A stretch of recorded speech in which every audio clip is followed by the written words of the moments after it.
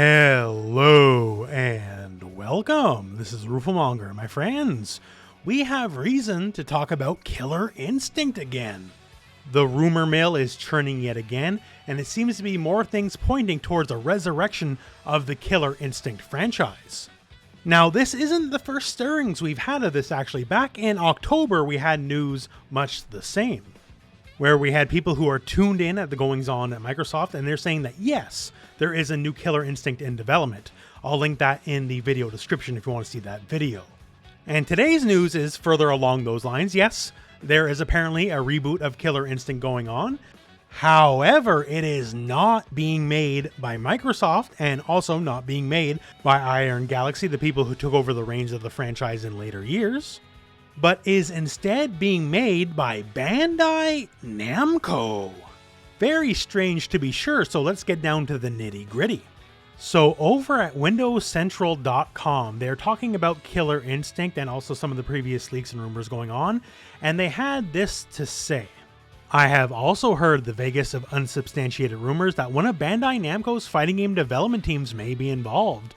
Although I haven't been able to independently verify that yet myself, previously speaking at an event, someone at Xbox told me that finding a studio or building a team with a specific expertise to make a fighting game was difficult.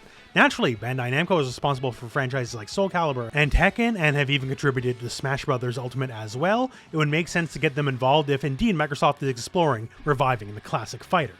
And just to add, yeah, Namco Bandai actually does a lot of the heavy lifting on Smash Bros. Nintendo doesn't do too much. As a company, Bandai Namco is very familiar with doing effectively mercenary work for other companies. So in that sense, they would honestly be a perfect fit. They have a wealth of fighting game development from multiple studios within Bandai Namco. The original developers, well, they're not around anymore. Double Helix, they got merged into Amazon Games quite a while back. Iron Galaxy is currently busy with their own projects. Microsoft does not have an internal fighting game team, so it kind of has to come from an outside source. So Bandai Namco seems like a very smart play. The team that helped work on Smash Ultimate, since Smash Ultimate is effectively done as an ongoing concern, they're freed up.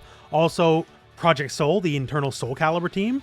Soul Calibur 6 has been wrapped up for quite a while, so they could also be potentially someone working on a project like this.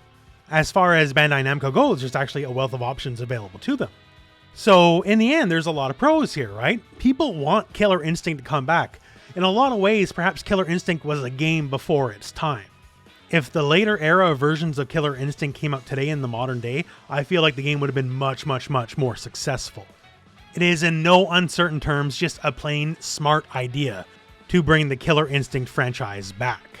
In a lot of ways, we're sort of entering a new golden age of fighting games, and any fighting game would do very well to launch in this time frame the next few years. And to be frank, not to get all console war on you, right? But it would definitely behoove Microsoft to have more properties under their belt that are currently active. It's going to be a long time till Elder Scrolls 6. And if Street Fighter 6 pulls another PlayStation-only kind of play, that would definitely hurt Microsoft. So just all in all, good news, right? Now from multiple sources we're hearing Killer Instinct's coming back. Bandai Namco potentially being the one to make it honestly makes a lot of sense.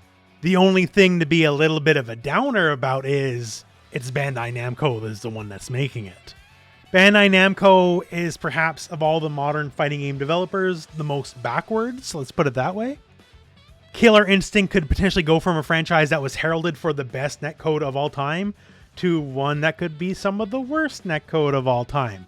Bandai Namco does not have a very good track record, unfortunately. Smash, Tekken, Soul Calibur, not a good track record when it comes to online play for Bandai Namco titles. I'm sure the gameplay will be competent to good to great. They know how to make fighting games, for sure, right? But this is the one area of the online play where they have proven time and again that they're not fully all the way there just yet. Maybe the past is the past, right? And everything will be fixed with whatever new fighting game they put out.